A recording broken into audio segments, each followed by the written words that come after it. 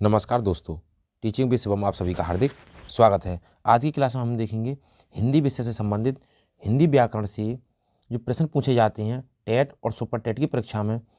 बहुत ही महत्वपूर्ण प्रश्न है। 50 प्रश्नों की हमने श्रृंखला ली है। आइए देखते हैं आप कितने प्रश्न हल कर पाते हैं। तो पहला प्रश्न हमारा क्या कहता है। प्रश्न नंबर 1, ता वर्ग का उच्चारण स्थान है। तो ता वर्ग का उच्चारण स्थान कौन सा है। ता वर्ग की हम बात करें, ऑप्शन ए मूर्धा, ऑप्शन बी दंत, ऑप्शन सी ओष्ठ, ऑप्शन डी कंठ। तो ता वर्ग का उच्चारण स्थान क्या है। ता वर्ग में कौन कौन से आते हैं।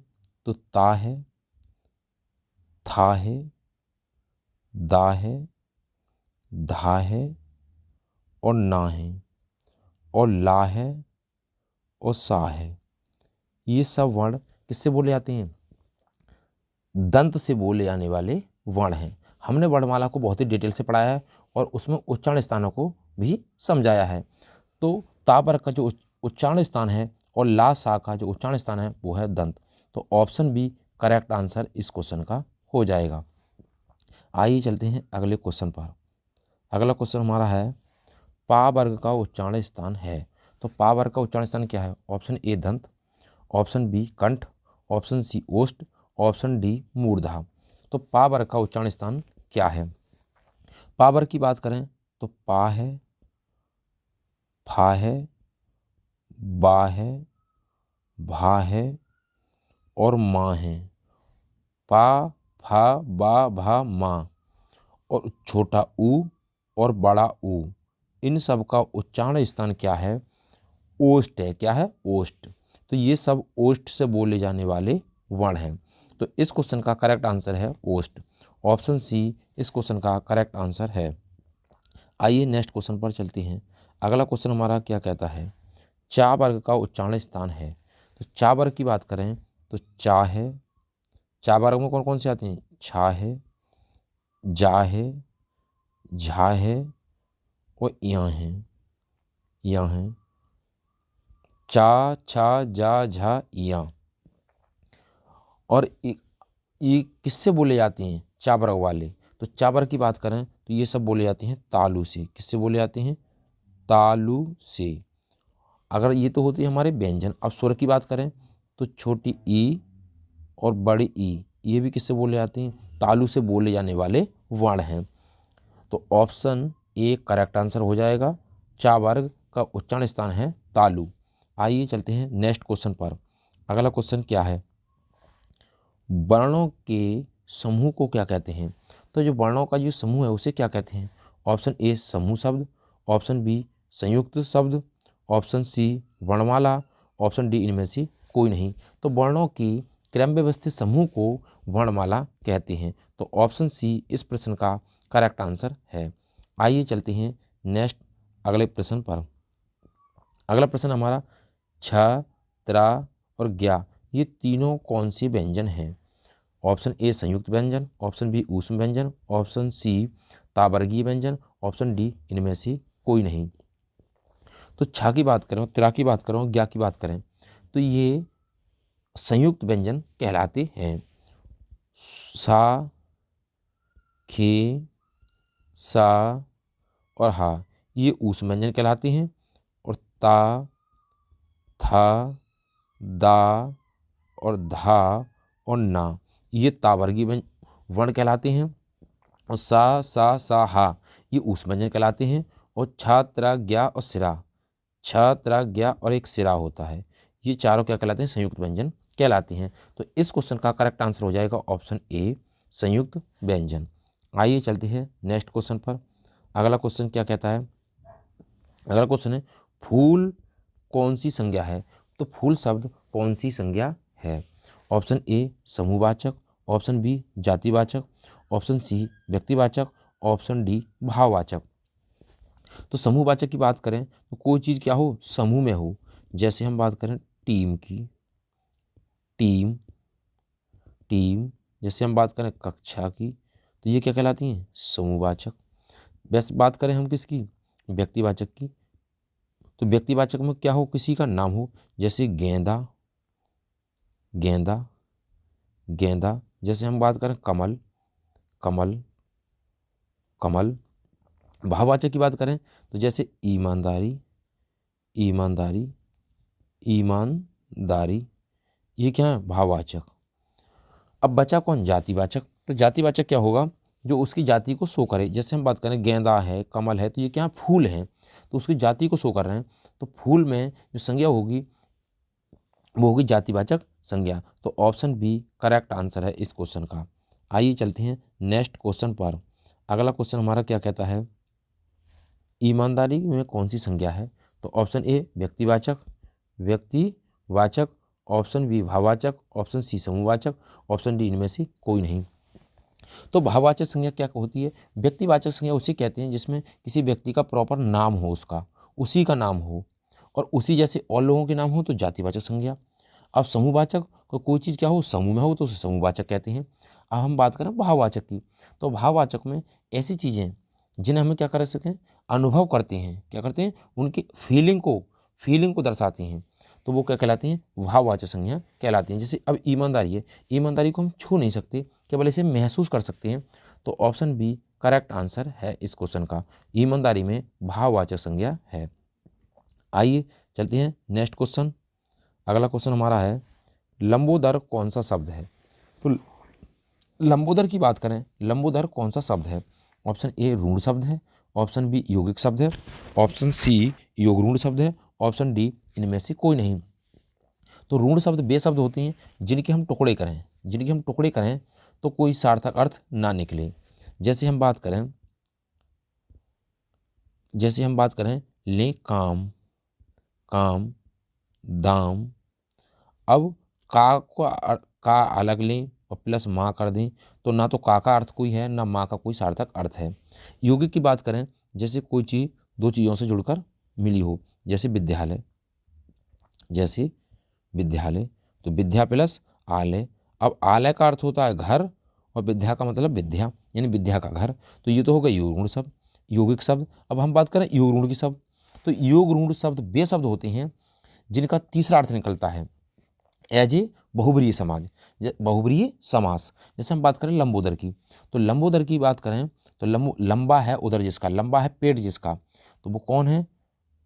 उधर की बात करें पेट से गणेश, कौन है? गणेश जी, अर्थात तीसरा अर्थ निकलता है, तो वो क्या कहलाते हैं? योगरूढ़ शब्द कहलाते हैं। तो ऑप्शन सी इस प्रश्न का करेक्ट आंसर है। आइए चलते हैं अगले प्रश्न पर। अगला प्रश्न हमारा क्या कहता है? अगले प्रश्न की बात करें सोना कौन सी संज्ञा है? तो सोना, जो सोना होता है उसमें कौन सी संज्ञा है? ऑप्शन ए भाववाचक संज्ञा, ऑप्शन बी समूहवाचक संज्ञा, ऑप्शन सी द्रव्यवाचक संज्ञा या डी इनमें से कोई नहीं। तो भाववाचक संज्ञा हमने अभी बताया था आपको कि ऐसी संज्ञा जिसे हम अनुभव करते हैं तो भाववाचक संज्ञा कहलाती है। समूहवाचक संज्ञा जिसमें कोई क्या हो, कोई चीज़ हो, दुनिया में कोई भी चीज़ हो, क्या हो, ग्रुप में हो, समूह में हो, तो समूहवाचक संज्ञा। अब सोना क्या है? ये ठोस द्रव गैस, इसका मतलब क्या है? ठोस द्रव गैस, जितनी भी चीज़ें होती हैं ठोस हो, द्रव हो, गैस हो, वे द्रव्यवाचक संज्ञा कहलाती हैं। तो ऑप्शन सी इस प्रश्न का करेक्ट आंसर है। आइए चलते हैं अगले प्रश्न पर। अगला प्रश्न है हमारा मैं कौन सा पुरुष है? मैं कौन सा पुरुष है? मैं शब्द की बात करें तो इसमें कौन सा पुरुष है? ऑप्शन ए उत्तम पुरुष, ऑप्शन बी मध्यम पुरुष, ऑप्शन सी अन्य पुरुष, ऑप्शन डी इनमें से कोई नहीं। तो मैं और हम, मैं हम, तुम, वह बे। तो मैं और हम ये दोनों क्या हैं? उत्तम पुरुष कहलाते हैं। तुम क्या है? मध्यम पुरुष है। और वह और वे और ये क्या कहलाते हैं? अन्य पुरुष कहलाते हैं।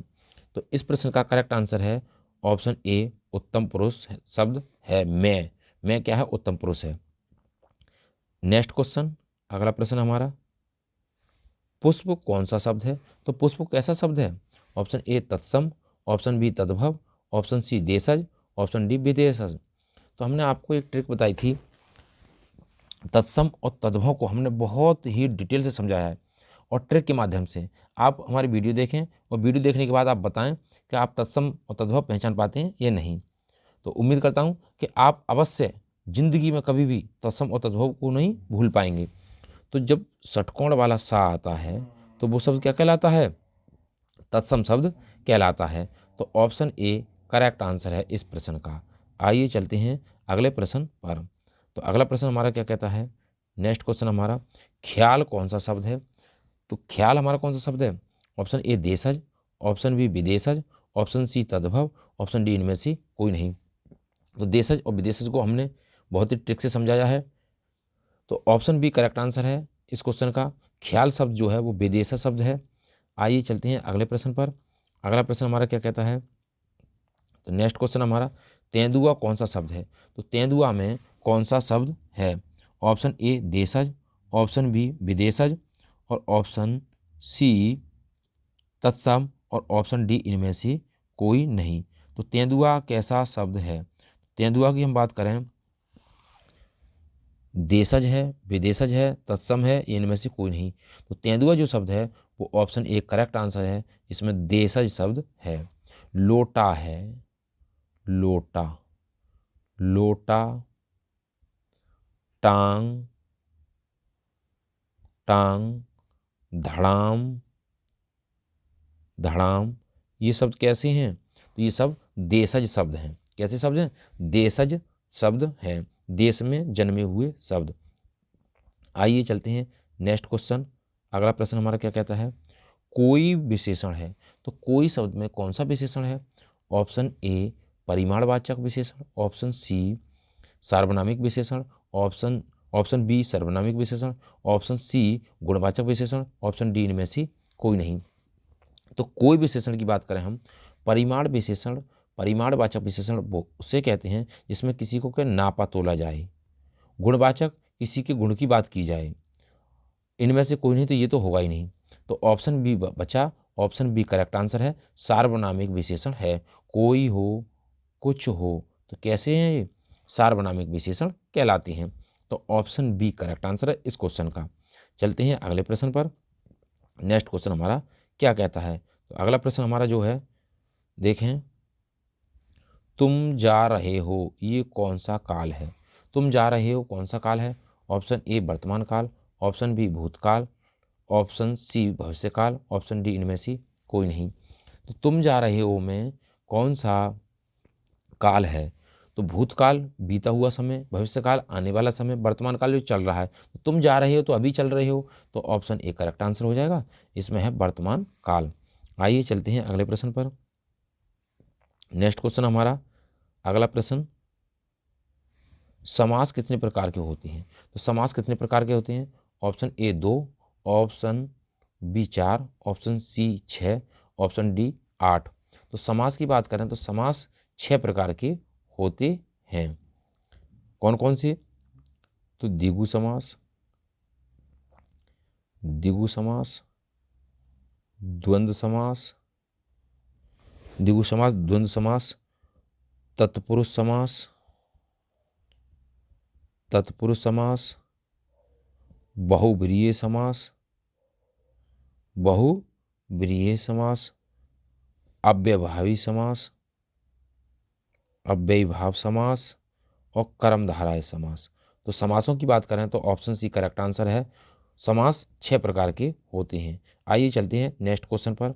अगला क्वेश्चन हमारा, नवयुवक में कौन सा समास है? तो ऑप्शन ए कर्मधारय समास, ऑप्शन बी बहुव्रीहि समास, ऑप्शन सी द्वंद्व समास, ऑप्शन डी द्विगु समास। तो नवयुवक की बात करें तो नवयुवक, कैसा युवक? तो नवयुवक। अगर कैसा शब्द लगाकर लॉजिक खा जाए तो मेरे भैया उसमें समास होता है, कर्मधारय समास होता है। तो ऑप्शन ए करेक्ट आंसर है। नवयुवक, कैसा युवक? तो कर्मधारय समास। ऑप्शन ए करेक्ट आंसर है। आइए चलते हैं अगले प्रश्न पर। तो अगला प्रश्न हमारा, प्रतिदिन में कौन सा समास है? ऑप्शन ए बहुव्रीहि समास, ऑप्शन बी द्वंद्व समास, ऑप्शन सी अव्ययभावी समास, ऑप्शन डी द्विगु समास। तो प्रतिदिन की बात करें, प्रतिदिन, प्रतिदिन, तो प्रति क्या है? उपसर्ग है। प्रति क्या है? उपसर्ग है। और उपसर्ग लगा हो तो कौन सा समास होता है? अव्ययभावी समास होता है। तो ऑप्शन सी करेक्ट आंसर है। बहुव्रीहि में तीसरा अर्थ निकलता है और योजक चिन्ह लगा हो और शब्द हो और दोनों पद क्या हो, प्रधान हो और दोनों पदों को वरीयता बराबर हो तो द्वंद्व समास होता है। अगर संख्यावाची की बात आ जाए तो द्विगु समास होता है, लेकिन शून्य ना हो तो इस क्वेश्चन का करेक्ट आंसर हो जाएगा हमारा प्रति उपसर्ग होने के कारण अव्ययभावी समास हो जाएगा। आइए चलते हैं अगले प्रश्न पर। अगला प्रश्न है हमारा, देशभक्ति में कौन सा समास है? ऑप्शन ए कर्मधारय समास, ऑप्शन बी तत्पुरुष समास, ऑप्शन सी द्वंद्व समास, ऑप्शन डी द्विगु समास। अब हम बात करें कर्मधारय समास की, तो कैसा शब्द लगाएं? कैसा शब्द, तो देशभक्ति कैसा, कैसा तो देशभक्ति में लग ही नहीं पा रहा कैसा का लॉजिक, तो कर्मधारय तो होगा नहीं। चलते हैं द्वंद्व समास की बात, क्या दोनों पदों को बराबर देश और भक्ति, तो ये नहीं चलेगा, तो द्वंद्व समास भी नहीं होगा। द्विगु संख्यावाची है तो नहीं है, ये भी नहीं होगा। देश के लिए भक्ति, देश के लिए भक्ति, तो के लिए आएगा तो ये विभक्ति है। विभक्ति किस में आती है? तत्पुरुष समास के अंदर, तो ऑप्शन बी करेक्ट आंसर हो जाएगा, तत्पुरुष समास है देशभक्ति शब्द में। आइए चलते हैं नेक्स्ट क्वेश्चन। अगला प्रश्न हमारा है, नीलकंठ में कौन सा समास है? ऑप्शन ए कर्मधारय समास, ऑप्शन बी बहुब्रीहि समास, ऑप्शन सी अव्ययभावी समास, ऑप्शन डी तत्पुरुष समास। तो नीलकंठ की अगर हम बात करें, अगर बहुब्रीहि समास नहीं होता यहाँ पे दिया हुआ तो हम चले जाते कर्मधारय समास पर, क्योंकि कैसा कंठ तो कैसा लॉजिक खा रहा है। लेकिन जब कर्मधारय और बहुब्रीहि दोनों दे रखे हों तो नीला कंठ, नीला है कंठ जिसका, अर्थात कौन?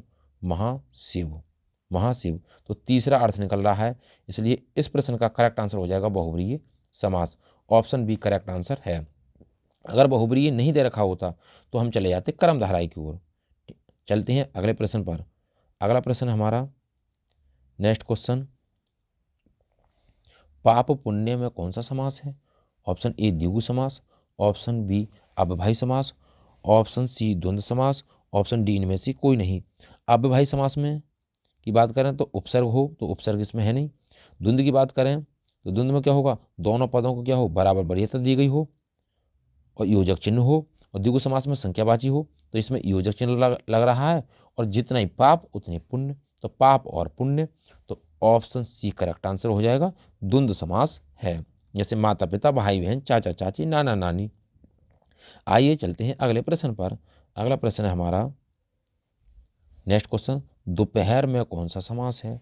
तो दोपहर में कौन सा समास है? ऑप्शन ए तत्पुरुष समास, ऑप्शन बी कर्मधारय समास, ऑप्शन सी बहुब्रीहि समास, ऑप्शन डी द्विगु समास। तो दोपहर की बात करें तो दोपहर से आ गया दो गिनती। कितनी गिनती? दो गिनती, दो गिनती। अब जिसमें गिनती आ जाए तो कौन सा है?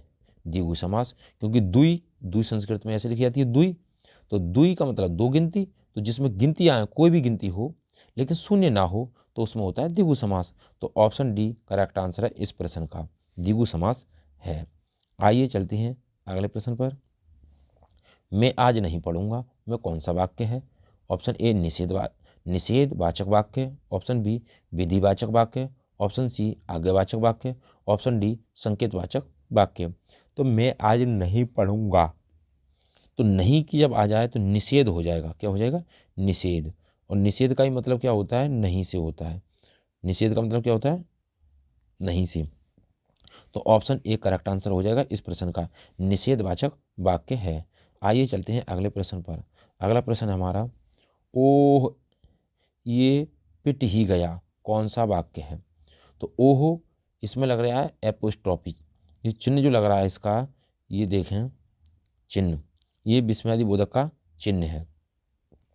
आइए ऑप्शन ए विधिवाचक वाक्य, ऑप्शन बी विस्मयवाचक वाक्य, ऑप्शन सी संकेतवाचक वाक्य, ऑप्शन डी इनमें से कोई नहीं। तो ओ पिट गया तो विस्मयवाचक वाक्य है। ओ ये पिट ही गया में। आइए चलते हैं नेक्स्ट क्वेश्चन पर। अगला प्रश्न हमारा, यदि तुम चलो तो मैं भी चलूं में कौन सा वाक्य है? ऑप्शन ए विस्मयवाचक वाक्य, ऑप्शन बी आज्ञावाचक वाक्य, ऑप्शन सी संकेतवाचक वाक्य, ऑप्शन डी निषेधवाचक वाक्य। तो यदि तुम चलो तो मैं भी चलूं, तो विस्मय तो इसमें है नहीं, कोई आश्चर्य की बात तो है नहीं, आज्ञा की बात कोई नहीं है, निषेध करने की कोई बात नहीं है, तो संकेतवाचक वाक्य है ये। क्या, यदि तुम चलो तो मैं भी चलूँगा, संकेत कर रहा है वो बंदा दूसरे की ओर। तो ऑप्शन सी करेक्ट आंसर हो जाएगा, संकेतवाचक वाक्य। आइए चलते हैं नेक्स्ट क्वेश्चन पर।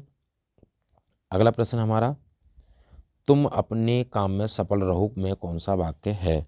तो तुम अपने काम में सफल रहो में कौन सा वाक्य है। ऑप्शन ए इच्छावाचक, ऑप्शन बी संदेहवाचक, ऑप्शन सी विधेयवाचक, ऑप्शन डी इनमें से कोई नहीं। तो तुम अपने काम में सफल रहो में जो वाक्य है वो है हमारा इच्छावाचक वाक्य है। आइए चलते हैं।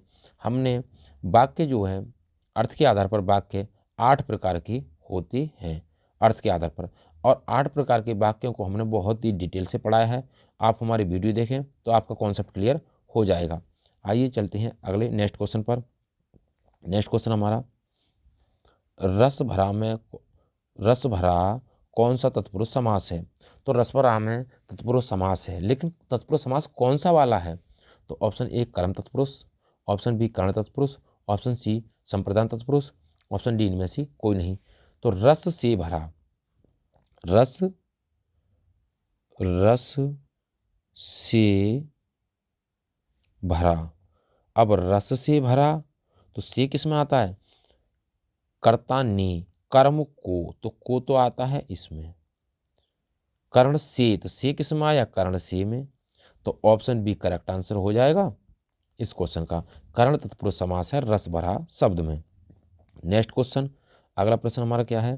तो अगले प्रश्न की बात करें, स्वर्ग प्राप्त में कौन सा तत्पुरुष समास है। ऑप्शन ए कर्म तत्पुरुष, ऑप्शन बी कर्ण तत्पुरुष, ऑप्शन सी संप्रदान तत्पुरुष, ऑप्शन डी संबंध तत्पुरुष। कौन सा तत्पुरुष समास है। तो स्वर्ग को प्राप्त, स्वर्ग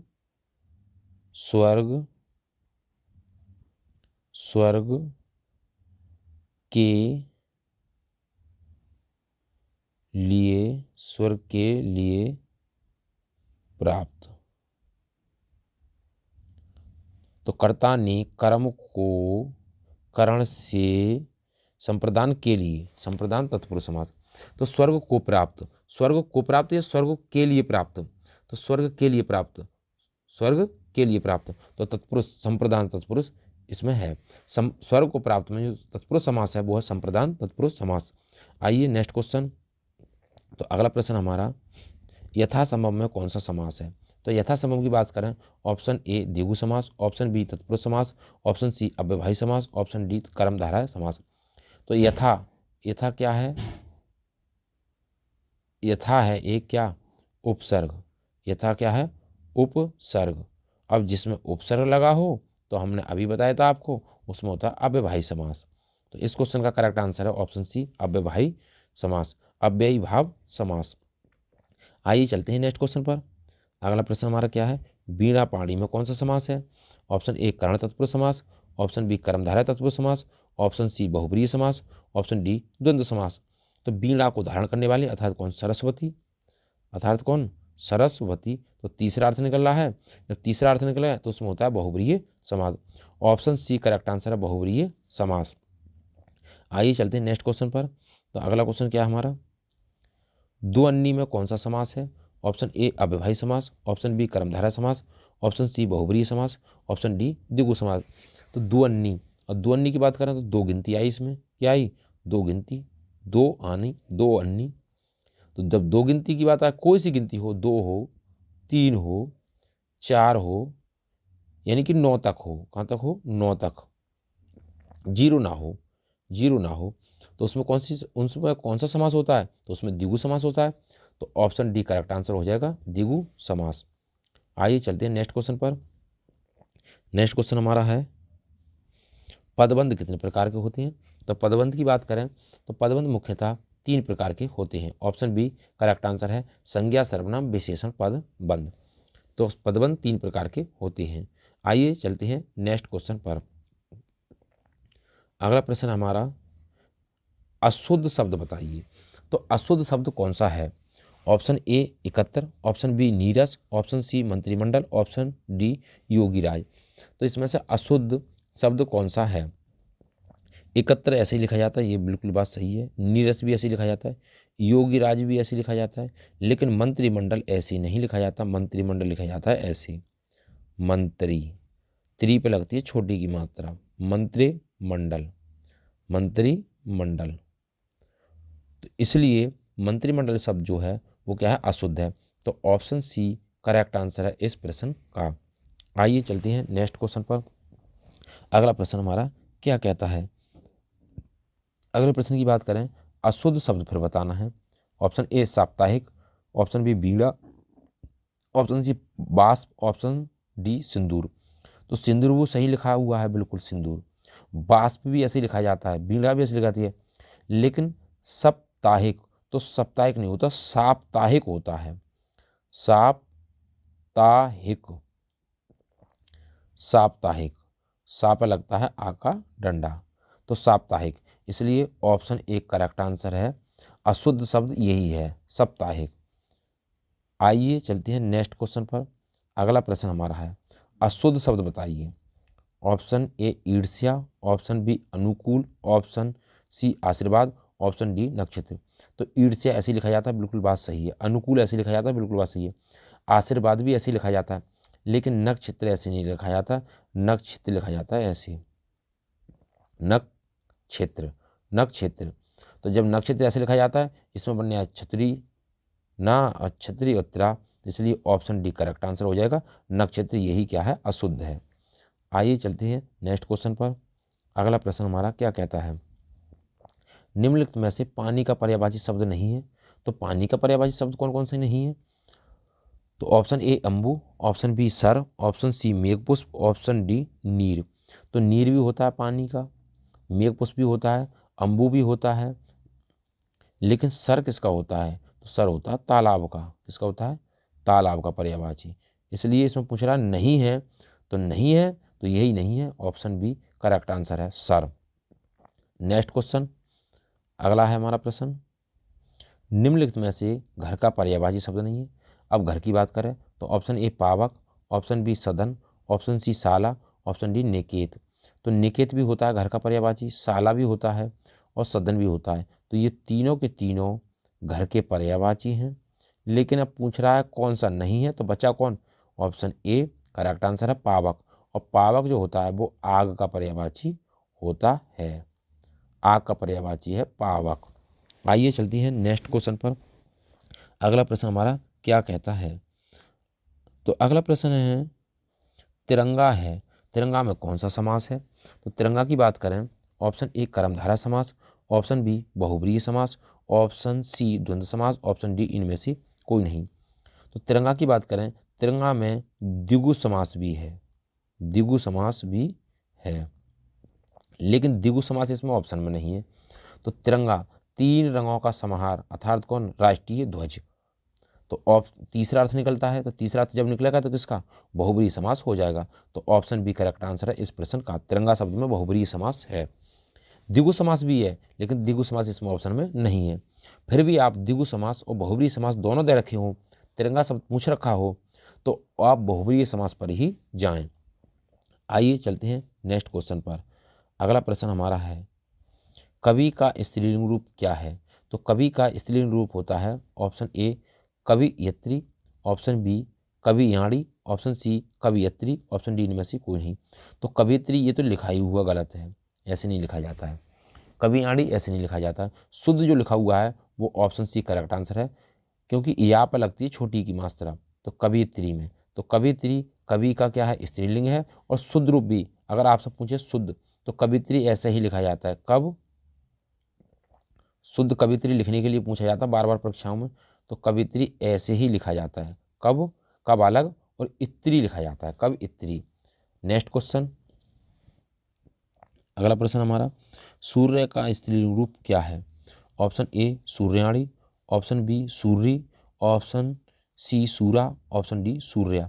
तो सूर्य का जो स्त्रीलिंग रूप है वो है सूर्या, सूर्या, सूर्या। तो ऑप्शन डी करेक्ट आंसर है इस प्रश्न का, सूर्या शब्द क्या है, स्त्रीलिंग है। नेक्स्ट प्रश्न, अगला प्रश्न हमारा है, पेड़ से फल गिरा में से किस कारक विभक्ति से संबंध रखता है। तो ऑप्शन ए संबंध, ऑप्शन बी अपादान, ऑप्शन सी संप्रदान, ऑप्शन डी अधिकरण। तो संबंध का की और के, रा री रे। अपादान से और अलग होना, से हो या अलग होने की बात आए। संप्रदान के लिए,